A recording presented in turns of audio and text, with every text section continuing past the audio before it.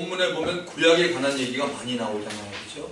제가 그저께 금요일날 누가복음 설교하면서 그때도 구약에 관한 얘기를 많이 했는데 오늘 구약에 관한 얘기를 많이 한다고 그랬어요.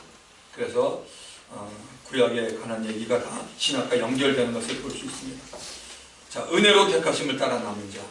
지난 시간에 들었던 설교에서 택한 이스라엘 백성들이 하나님께 예배를 제대로 드리지 않고 우상을 섬기는 모습을 보시고 하나님은 그들에게 영적인 눈과 길을 막아버렸습니다. 그 결과 이스라엘 백성들은 그리스도의 말씀을 들었지만 믿음이 없이 듣게 되었고 많은 사람들이 영적인 구원을 얻지 못하게 되었다고 말씀드렸습니다. 이러한 이스라엘의 모습을 보고 있던 바울은 구약의 이스라엘 백성들이 본문 오늘 읽은 5절에서 말하는 그런즉 이와 같이 지금도 은혜로 택하심을 따라 남은 자가 구원을 받게 됨을 알았습니다. 그래서 오늘 설교 제목이 은혜로 택하심을 따라 남은 자입니다. 자, 바울은 자신이 이스라엘 사람으로서 당연하게 할 수 있는 질문을 하고 이 질문에 대답합니다. 자, 본문 1절을 가보면 이렇게 되어 있죠. 그러므로 내가 말하노니, 바울이 지금 말합니다. 내가 말하노니 하나님이 자기 백성을 버리셨느냐? 그럴 수 없느니라. 나도 이스라엘인이요 아브라함의 씨에서 난 자여 베냐민 지파라. 바울은 이렇게 말합니다. 여러분 믿음의 형제들이요, 하나님이 자기 백성 택한 이스라엘을 다 버렸을 것 같습니까? 결코 다 버리지 않았습니다. 만약 다 버렸다면 여기 제 자신을 보면 분명히 알 수 있습니다. 저는 이스라엘 사람입니다. 아브라함의 후손입니다. 그리고 이스라엘의 12지파 가운데 베냐민 지파입니다. 베냐민 지파가 아브라함의 씨에서 나왔음을 살펴봅니다. 자, 보면 아브라함, 이삭, 야곱 12아들. 자, 여기 여러분 스크린에 보시면은 이 아브라함의 씨에서 오늘 성경에 말하잖아요. 아브라함의 씨에서 난 자라 그러면서 자기는 베냐민 지파라고 얘기하는데, 그냥 아브라함에서 베냐민으로 넘어가면 여러분들 가운데 잘 모르시는 분은 모를 것 같아서 보면은 아브라함의 아들이 이삭이죠. 그 다음에 야곱, 그 다음에 12아들. 지금 사실 이렇게 내려와서 메시아 그리스도가 오는 라인입니다. 자, 10아들의 순서를 보면 루벤, 시몬, 레위, 유다, 그 다음에 단, 납달리, 갓, 아셀, 이사갈, 스불론, 요셉의 11번째고 12번째가 바로 베냐민입니다. 자, 그래서 바울은 말합니다. 분명히 나는 아브라함의 후손이다. 그리고 야곱의 막내 아들 베냐민 지파라고 말합니다. 그런데 바울이 하나님의 은혜로 예수를 믿고 구원을 받았으므로 하나님이 자기 백성 이스라엘을 다 버린 것이 아니라는 것을 분명히 알 수 있다라고 말하고 있습니다. 자, 본문 2절을 보시면 하나님이 그 미리 아신 자기 백성을 버리지 아니하셨나니 너희가 성경이, 여기서 말하는 성경은 뭐냐면 구약 성경입니다. 구약 성경이 엘리야를 가리켜 말한 것을 알지 못하느냐? 그가 이스라엘을 하나님께 고발하되 하나님께 송사하되, 이런 얘기입니다. 구약 성경 열왕기 상이라고 있습니다. 거기 18장에는 선지자 엘리야가 혼자서 450명의 바알 선지자와 기도로서 대결하는 흥미진진한 기사가 기록되어 있습니다. 불로 응답하는 신이 참신이라고 정해놓고 하늘에서 불을 내려달라고 자기들이 섬기는 신에게 간절하게 구하는 영적 싸움이었습니다. 엘리야 당시 이스라엘 왕은 뭐냐면 아합왕입니다. 그리고 그의 아내는 이세벨이었습니다. 아합은 여호와 하나님을 섬기지 않고 가나안 족속들이 섬겼던 바알을 섬기고 있었습니다. 바알은 농작의 풍요를 가져오고 자식을 많이 생산한다 하여 풍요와 다산의 신이라고 당시 그들은 불렀습니다. 이러한 이유로 당시 이스라엘은 바알의 선지자가 있었고 이 선지자들을 이세벨이 주관하고 있었습니다. 열왕기상 18장 25절은 이렇게 말합니다. 엘리야가 바알의 선지자들에게 이르되 너희는 많으니 먼저 송아지 한 마리를 택하여 잡고 너희 신의 이름을 부르라. 그러나 불을 붙이지 말라. 희생 제물을 태워서 죽이는 번제를 드리는데 그 번제를 태울 불을 붙이지 말라 그럽니다. 왜냐하면 불이 하늘에서 내려오는 것으로 누가 믿는 신이 참신인가를 구별하는 것이기 때문입니다. 왕상 18장 26절에 그들이 받은 송아지를 가져다가 잡고 아침부터 낮까지 바알의 이름으로 불러 이르되 바알이여 우리에게 응답하소서 하니 아무 소리도 없고 아무 응답하는 자도 없으므로 그들이 쌓은 제단 주위에서 뛰놀더라. 종교를 가지고 우상을 섬기고 있는 자들 450명이 여러분 얼마나 열심을 가지고 있는지 엿볼 수 있습니다. 아침부터 낮까지 자기들이 섬기던 신 바알의 이름을 부르고 응답해달라고 아주 애를 쓰고 때를 쓰고 있습니다. 응답이 없자 그들은 자기들에게 남아있던 힘으로 제단 주위에서 뛰면서 놀고 있습니다. 그 다음 절에 이렇게 말합니다. 정오에 이르러서는 엘리야가 그들을 조롱하여 이르되 큰 소리로 부르라. 그는 신인지 묵상하고 있는지 혹은 그가 잠깐 나갔는지 혹은 그가 길을 행하는지 혹은 그가 잠이 들어서 깨워야 할 것인지 하며 오전 시간을 다 보내어도 바알 신으로부터 응답이 없자 엘리야가 그들을 이제 조롱합니다. 저는 하나님의 종인 선지자 엘리야가 조롱하는 것은 하나님이 우상을 섬기는 자들을 조롱하고 있다고 보고 싶습니다. 엘리야가 하나님의 마음으로 바알 선지자들을 조롱하고 있는 것입니다. 큰 소리로 부르라. 왜 큰 소리로 부르라고 하면 너희들이 말하는 바알 신이라는 자가 지금 너희들이 애타고 외치는 너희 목소리를 듣고 있는 상황에도 도저히 그야말로 응답이 없고 있으니까 너희 신이 혹시 묵상하니? 아니 잠깐 어디 갔다 왔나?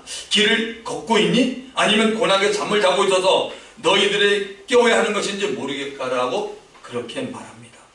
그 다음 절에는 이에 그들이 큰 소리로 부르고 그들의 규례를 따라 자기 규례를 따라 피가 흐르기까지 칼과 창으로 그들의 몸을 상하게 하더라. 불은 아직 내려오지 않았고 엘리야가 기도를 하지 않고 있지만 이 싸움은 이미 엘리야가 이긴 것입니다. 보십시오.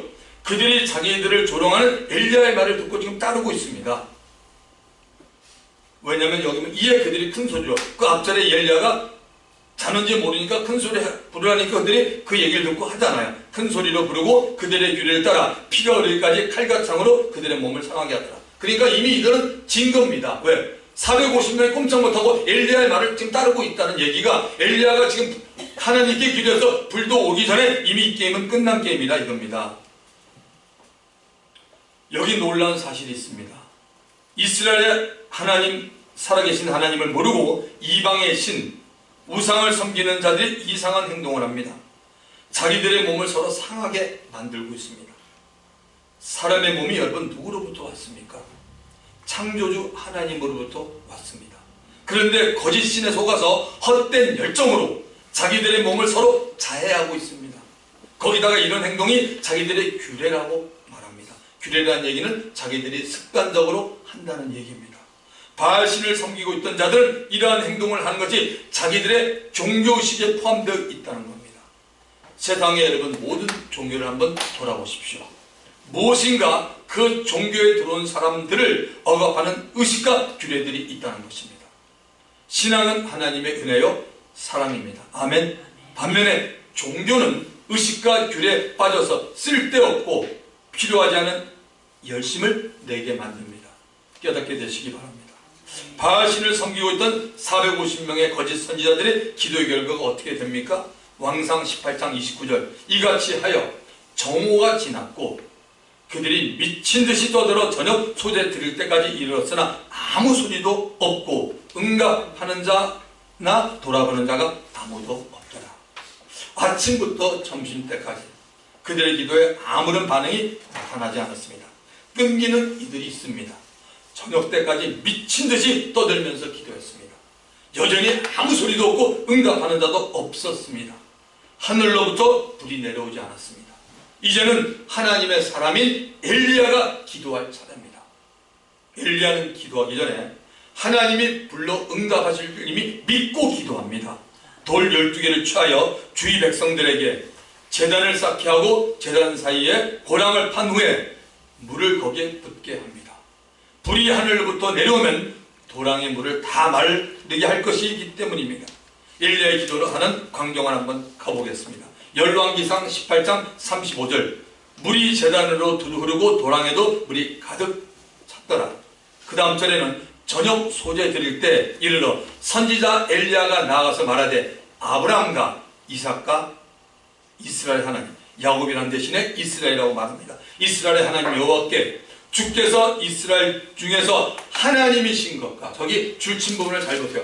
주께서 이스라엘 중에 하나님이신 것과, 나 엘리야가 주의 종인 것과, 내가 주의 말씀대로 이 모든 일을 행하는 것을 오늘 알게 하옵소서. 엘리야는 두리뭉실하게 그냥 열정으로 기도한 사람이 아니에요. 엘리야는 세 가지에 대해서 분명하게 말합니다. 여호와가 이스라엘 하나님인 것과, 제가 주의 종인 것과, 또 제가 주의 말씀대로 이 모든 일을 행하는 것을 저 바알을 섬기는 자들과 이스라엘 백성들에게 알게 해달라고 기도합니다. 엘리야가 기도한 후 어떤 일이 일어납니까? 열왕기상 18장 38절 이에 여호와 불이 번제물과 나무와 돌과 흙을 대고 또 도랑의 물을 핥은지라. 대단하지 않습니까? 위에서 내려진 하나님의 불로 인하여 제단 주위에 있던 것들이 전부 데워지고 도랑의 물까지 다 말라버렸습니다. 이 모습을 본 백성들이 어떤 자세를 취합니까? 모든 백성이 보고 엎드려 그 다음 절 말하되 여호와 그는 하나님이시로다. 여호와 그는 하나님이시로다 하니 모든 백성이 하늘에서 불이 내리는 것을 보고 여호와는 하나님이다 라고 선포합니다. 무슨 얘기입니까? 하나님께 영광 돌리는 모습 아닙니까? 이에 바알 선지자들과 기도 싸움에서, 영적 싸움에서 이긴 엘리야의 담대한 행동이 바로 등장합니다. 열왕기상 18장 40절 엘리야가 그들에게 이르되 바알의 선지자들을 잡되 그들 중 하나도 도망가지 못하게 하라 하며 곧 잡은지라. 엘리야가 그들을 기손 시내로 내려다가 거기서 죽이니라. 살아계신 이스라엘 하나님을 무시하고 바알을 섬기던 선지자 450명은 엘리야의 지시로 백성들의 손에 의해서 기손신에서 죽임을 다 당했습니다. 이때 이스라엘 왕 아합, 우상을 섬기던 그 아합의 마음이 하나님에 대한 두려움으로 분명히 그는 휩싸였을 겁니다. 야, 이거 큰일 났구나. 바알 선지자들 전부 죽는 거 보니까 나도 이제 죽겠구나. 얼마나 속으로 떨겠습니까? 이 일로 엘리야는 기도의 사람이다, 담대한 자다, 하나님의 진정한 종이라는 말들을 듣게 되었습니다. 그런데 여러분 참 희한한 게요, 얼마가 지나지 않아서 여러분 아시는 부분이에요. 이렇게 용기와 배짱이 두둑했던 엘리야가 그만 낙담과 좌절과 두려움에 쌓이게 되었습니다. 그 이유를 보겠습니다. 열왕기상 19장 1절 2절에 나와 있습니다. 좀 길지만 한번 보십시다. 아합이 엘리야가 행한 모든 일과 그가 어떻게 모든 선지자를 칼로 죽였는지를 누구한테 말한다고요? 자기 와이프에게 말했어요. 이세벨에게 말하니 이세벨이 사신을 엘리야에게 보내 이르되 내가 오늘 이맘때 반드시 엘리야 너의 생명을 저 사람들 중 450명 죽은 저 사람들 한 사람같이 네 생명을 갖게 하리라. 그렇게 하지 않으면 신들이, 여기 많은 신들은 우상을 섬기는 그런 신들이 내게 이세벨에게 벌 위에 벌을 내림이 마땅하니라 한지라. 아합 왕의 아내 이세벨이 엘리야를 죽이겠다는 말을 듣고 엘리야는 겁을 잔뜩 집어먹고 멀리 도망가서 로뎀 나무 아래서 죽기를 소원하고 있었습니다. 그렇게 용감하고 하나님의 의문을 가지고 있던 엘리야가 왕비 여자 이세벨의 말을 듣고 낙담하고 있었습니다. 왜 영적으로 거목이었던 엘리야가 낙담을 했는지에 대해서는 성경이 자세히 말해주지는 않습니다. 그럼에도 한번 우리는 엘리야의 입장이 되어본다면 어느 정도 이 엘리야의 마음을 이해할 수가 있습니다. 우리가 제3자로는 이 말을 몰라요. 우리가 정말 이 엘리야 같은 마음을 가지면 충분히 이해가 되는 얘기입니다. 잘 들어보십시오. 엘리야는 한 사람의 이스라엘 선지자입니다. 그는 한 사람이 한 사람. 그는 영적인 문제로 이스라엘의 아방과 이세벨을 생각하고 있었습니다.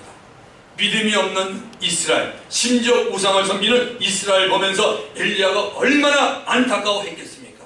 그건 당연합니다. 저 같은 참 보잘것없는 목회자도 어떤 데 보면 뭐 저희 성도뿐만 아니라 많은 아는 분들 만나서 믿음이 없는 그런 모습, 믿음이 없을 수 있어요. 왜냐면 근데 그걸로 끝나는 게 아니라 어떤 때는 너무나 정말 이해가 안 가는 그런 모습을 볼 때 마음이 너무나 안타까워요. 그리고 가끔 교회 다닌 지 얼마 됐습니까? 뭐 몇십 년 됐다는 건 정말 속에서 얼마나 힘든지 몰라요. 그러면 엘리야가 여러분 생각해 보십시오. 하나님이 택한 이스라엘의 그 왕이라는 사람이 우상을 섬기고 와이프가 우상을 섬기니까 선지자 마음이 여러분 얼마나 괴로운 거 당연한 거 아닙니까? 아멘. 맞잖아요. 이미 그렇게 마음이 번민하고 괴로웠던 사람입니다. 더구나 하나님이 이러한 이스라엘에게 어떻게 했어요? 3년 반 동안 비를 주지 않았습니다. 가뭄이에요. 여러분 대한민국이 3년 반 동안 비 안 오면 지금 어떻게 되겠어요? 여러분 뭐 살아날 방법이 있어요? 뭐 중국에서 원조 받습니까? 어디 원조 받습니까? 없습니다. 여러분 백성들 사이에는 굶고 해서 배가 고파 죽는 자가 생기고 인육을 먹는 가정도 생겼습니다. 사람 고기 먹는 가정도 생겼다고 성경에 나와 있습니다. 여러분 거기다가 엘리야와 같은 직분을 가진 이 뭐야 선지자인데 어떤 선지자? 거짓 선지자 바알과 아세라 선지자까지 있었으니 엘리야는 정말 심한 영적 고통에 빠졌다고 볼 수 있습니다. 이런 상황에서 얼마 전에 그들과 영적 전쟁에서 기도로 이기고 곧바로 기손 시내가에 내려가서 바알을 숭배던 선지자들 다 죽였으니 육체적으로 거의 탈진이 된 상태고 영적으로 텅 빈 공허한 상태임을 짐작할 수 있습니다. 이해가 되십니까 여러분? 그런지 성경이 이게 알 거 아닙니까 여러분? 하나님의 말씀이잖아요. 이러한 상태에 있었던 엘리야에게 하나님은 천사를 보내서 40일 동안 먹이고 육신의 피곤함을 풀게 해주었습니다. 거기다가 든든한 위로의 말씀까지 잊지 않으셨습니다. 열왕기상 19장 18절에 기록되어 있습니다. 그러나 이게 중요한 겁니다. 하나님이 내가 이스라엘 가운데 7,000명을 남기리니 다 바알에게 무릎을 꿇지 아니하고 다 바알에게 입 맞추지 아니하니라. 와 너무 멋있잖아요. 우상을 섬기던 자는 다 하나님이 다 빼버리고 이스라엘 백성 가운데 여전히 엘리야 너는 모르지만 하나님이 예배한 사람이 있다는 거죠. 7,000명. 엘리야가 볼 때는 자신이 너무나 외로웠습니다. 자기를 이해하고 자신의 편이 되어줄 하나님의 백성이 없는 것 같았습니다. 그런데도 놀랍게도 하나님은 이스라엘 백성 가운데도 7,000명을 남겨놓겠다라고 말했습니다. 그야말로 엘리야로서는 100만 대군을 얻게 된 셈입니다.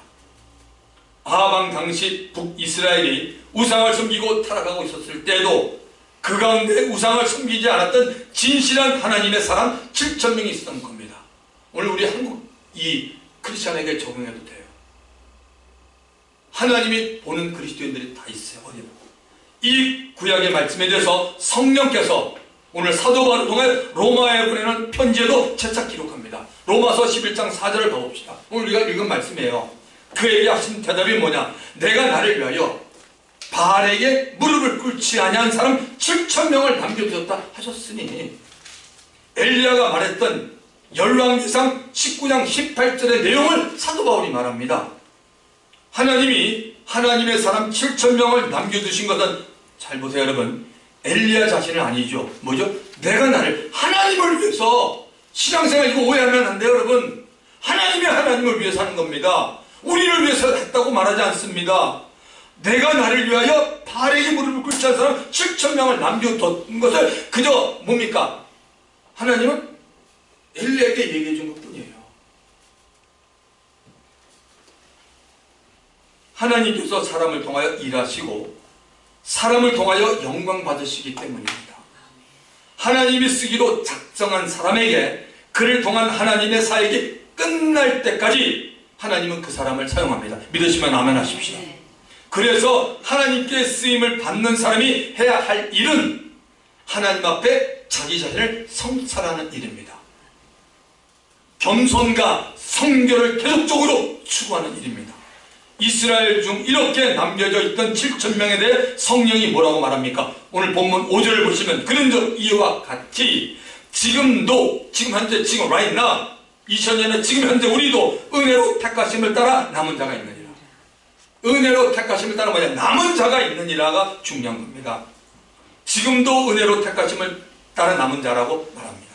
하나님이 사람들 가운데 택하는 것은 우리의 공로가 아니고 우리와는 아무런 상관이 없습니다. 아시죠? 그동안 하도 여러분이 말씀 들어서 이런 부분. 하나님이 사람을 택하는 것은 하나님의 주권이요 그 사람에 베푸시는 하나님의 은혜입니다. 쉽게 말하면 뭐죠? 하나님 마음대로예요. 우리 세상에서 그런 말 들었지 옛날에. 엿장수 마음대로. 그쵸? 그런 얘기 있었잖아요. 하나님 마음대로. 하나님 마음대로 맞아요. 근데 하나님 마음대로 한다고 해서 우리 생각하지면 안 돼요. 하나님의 말씀 보면 그분은 당연히 마땅히 그럴 분이야. 너무나 젠틀하신 분이야. 너무나 인격자예요. 너무나 좋으신 분이에요. 하나님은. 그러니까 하나님 마음대로 하신 겁니다. 바로 하나님의 주권입니다. 하나님은 긍휼히 여길 자를 어떻게 한다고요? 긍휼히 여기고 불쌍히 여길 자를 어떻게 한다고 했어요? 불쌍히 여긴다고 말씀했습니다. 이것이 바로 은혜입니다. 은혜는 영어로 여러분 grace라고 말하죠. 인간이 할 수 없는 것을 하나님께서 해주신 것을 우리는 은혜라고 말합니다.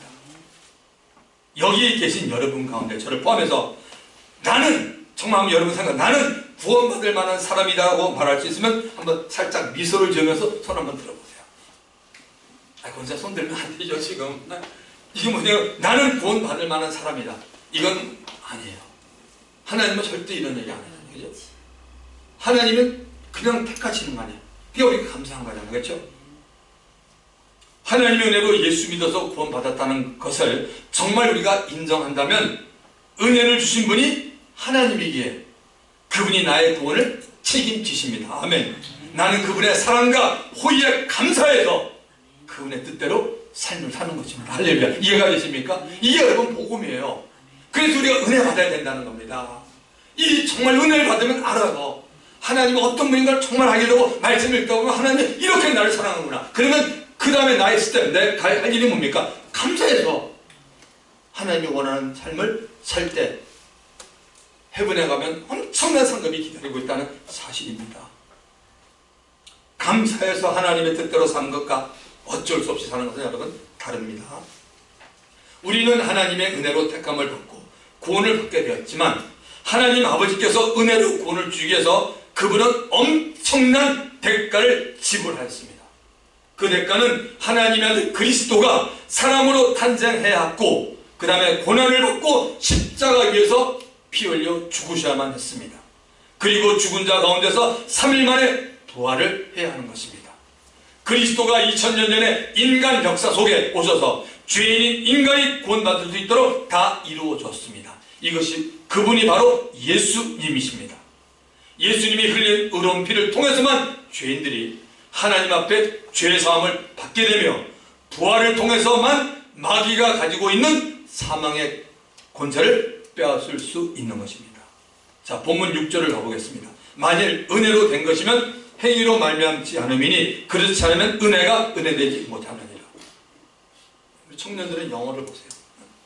은혜로 된 것이면 행위로 말미암지 않음이니 그렇지 않으면 은혜가 은혜되지 못하느니라. And if by grace, then it is no longer by works. 우리가 어떤 일을 한다 하면은 은혜는 더 이상 은혜가 아니라는 거죠. If it were grace, would not no longer be grace. 바로 은혜가 은혜되지 못한다는 얘기입니다. 하나님의 은혜로 택함을 받은 자들이 구원을 받은 것은 전적인 하나님의 은혜입니다. 만약 우리들의 행위에 의해서 구원을 받게 된다면 그것은 결코 은혜라고 말할 수 없고 말하면 안 됩니다.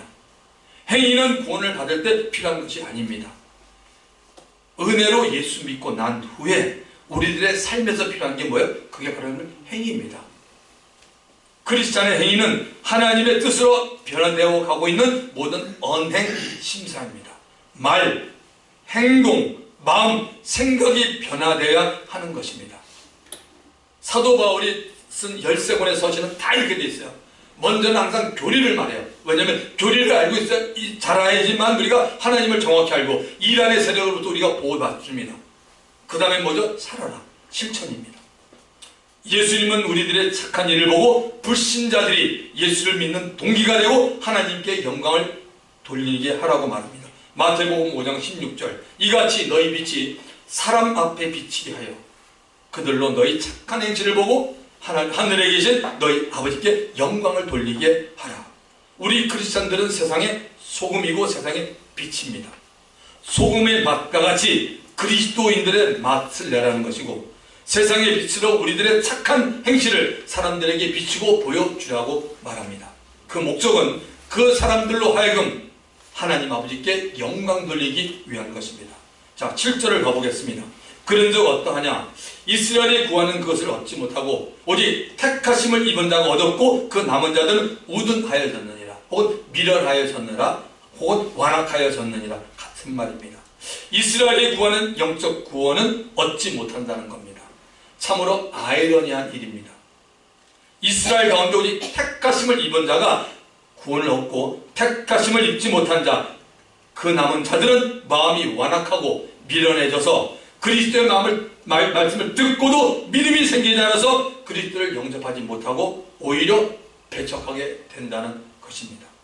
이런 일이 일어날 것에 대해서 이미 선지자 이사야와 하나님 마음에 합했던 다윗이 예언을 해놓았다는 것을 바울이 오늘 읽은 우리 본문 8절에서 증거하고 있습니다. 기록된 바 하나님이 오늘날까지 그들에게, 이스라엘 백성들에게 혼미한 심령과 보지 못할 눈과 듣지 못할 귀를 주셨다 한것 같으니라.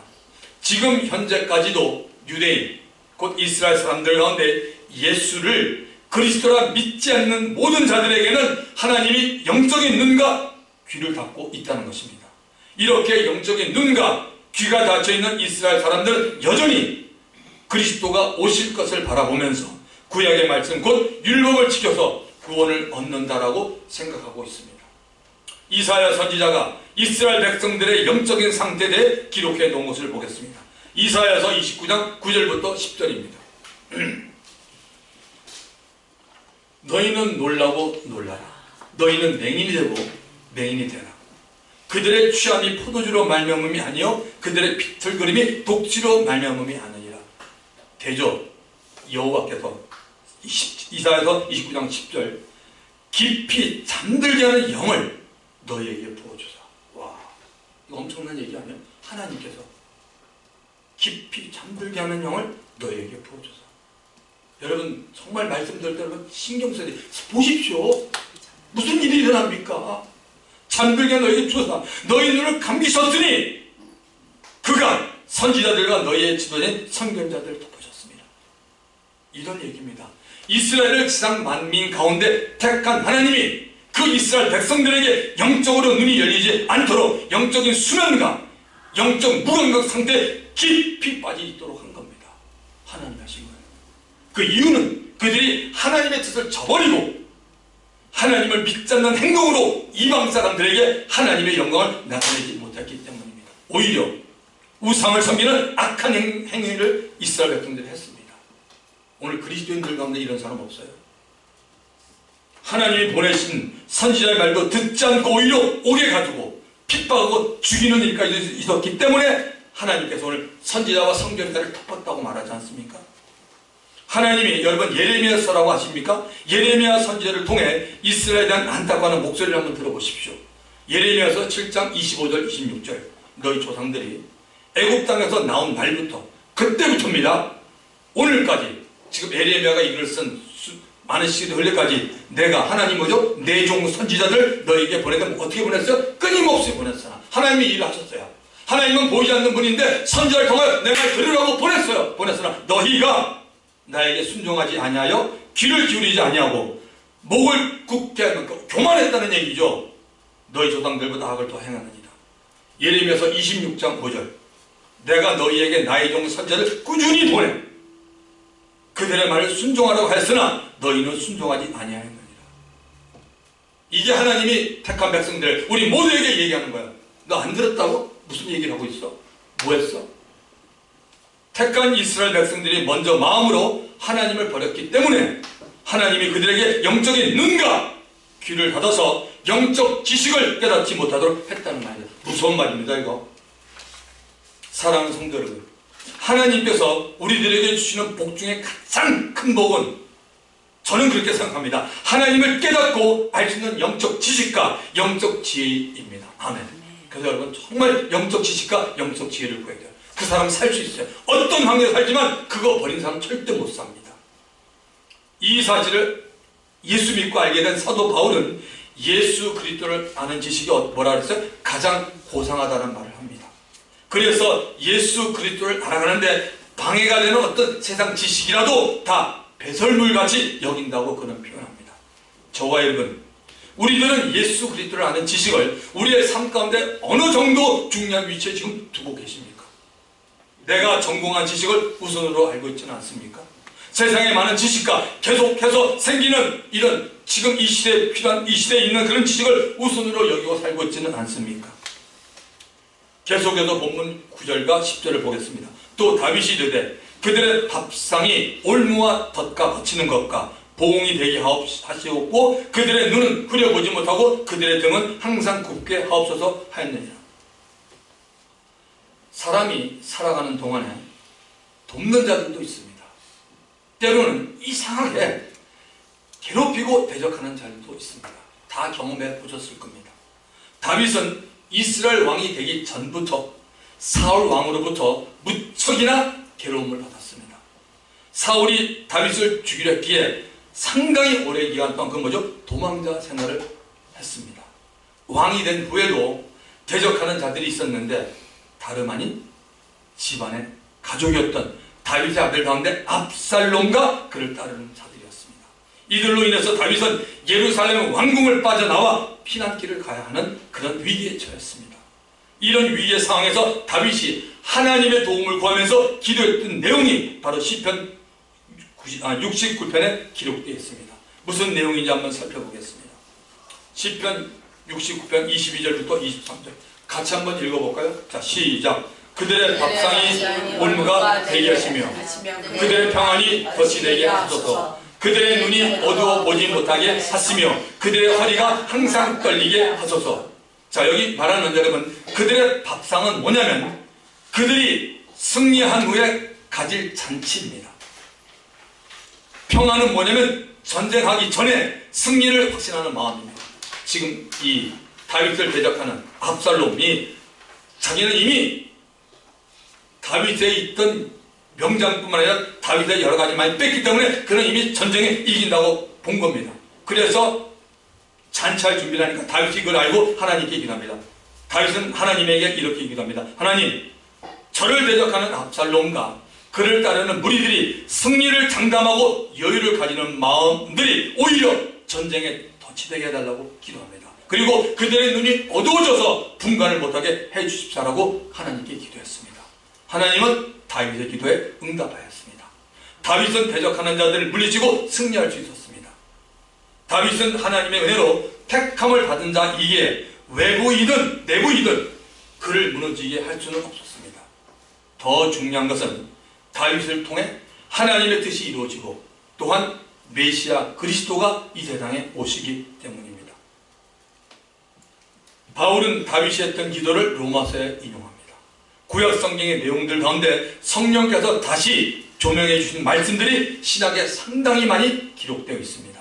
이제 바울은 본문 11절에서 구원에 대한 이스라엘과 이방과의 관계를 정리하고 있습니다. 자, 본문 11절에 보면 그러므로 내가 말하노니 그들이 넘어지기까지 실족하였느냐? 그럴 수 없느니라.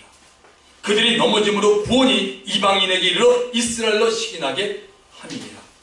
저와 여러분들은 이스라엘이 넘어져서 회복을 못하는 상태까지 갔다고 보고 계십니까? 아닙니다. 그럴 수 없습니다. 이스라엘이 넘어짐으로 인해서 구원이 이방인에게 가게 되므로 하나님이 이스라엘로 뭐죠? 질투와 시기나게 한 겁니다. 여러분이 한번 그냥 자녀 두 사람만 키워서 하나한테만 한번 잘해보세요. 그러면 반드시 딸이는 안 되면 반드시 한쪽은 시기하게 돼 있습니다. 구원은 사람의 생각과 계획과는 아무런 상관이 없는 것이고 오직 하나님께만 달린 것을 잊지 마시기 바랍니다. 할렐루야. 마지막 12절을 보겠습니다. 그들의 넘어짐이 세상의 풍성함이 되며 그들의 실패가 이방인의 풍성함이 되거든 하물며 그들의 충만함이요. 이스라엘의 넘어짐 곧 하나님의 택한 백성답게 살지 못하고 영적으로 무지한 자가 된 것이 이스라엘 된 나머지 모든 나라 백성들에게는 영적 구원의 풍성함이 되었습니다. 그렇다면 이스라엘이 하나님을 알고 깨닫는 영적 지식이 충만해질 때는 어떤 일이 일어나겠냐고 바울이 물어봅니다. 이 내용에 대해서는 다음 주에 보겠습니다. 다음 주는 우리가 부활절이니까 그 다음 주에 우리가 성경을 통해서 보겠습니다. 구약의 이스라엘 백성 가운데 하나님의 은혜로 택하심을 받고 남은 자들만 구원을 받습니다. 택함을 받고 남은 자들이 그리스도를 바라보고 있었던 자들입니다. 감사하게 히브리서에 이거 설명해 주네요. 히브리서 믿음장 11장 39절 40절에 이 내용이 나와 있습니다. 잘 보세요. 이 사람들은 다 믿음으로 말미암아 증거를 받았으나 약속된 것을 받지 못했어요. 구약의 믿음의 사람들이에요. 이는 하나님이 우리를 위하여 더 좋은 것을 예비하셨은즉 우리가 아니면 그들로 온전함을 이루지 못하게 하였습니다. 이들 모두는 바로 택함을 받고 남은 자들입니다. 그들이 사는 동안에 믿음으로 살았다는 것을 증거를 가지고 있습니다. 그러나 세상에 사는 동안에는 약속된 것인 상급을 받지 못했습니다. 그러나 하나님이 하늘에서 그들이 받을 상급과 함께 더 좋은 것이 뭔지 압니까? 그리스도의 대속을 통하여 영생을 준비하고 있다는 사실입니다. 할렐루야. 신약에 사는 저와 여러분, 우리들은 그리스도의 십자가를 은혜를 지금 누리고 삽니다. 우리 구원의 감격이 있지 않습니까? 성령의 역사가 있지 않습니까? 그러나 구약의 성도들은 천국에서 우리가 가진 이 영적인 기쁨을 누리게 된다는 것입니다. 말씀을 마칩니다. 오늘 우리들은 정말 하나님께 감사가 절로 나와야 합니다. 은혜 시대, 성령 시대, 교회 시대 살아가면서 하나님의 은혜로 택함받고 예수를 믿고 구원받은 하나님의 자녀가 되었습니다. 하나님 은혜 감사하면서 그 은혜가 더욱 은혜로 남기 위해서 주의 뜻을 분별하면서 우리가 속한 곳에서 최선의 삶을 살아가는 복된 저와 여러분 되기를 예수님의 이름으로 축원합니다. 말씀을 기억하면서 주님 한번 부르고 통성하게 됩니다. 주여 아버지 하나님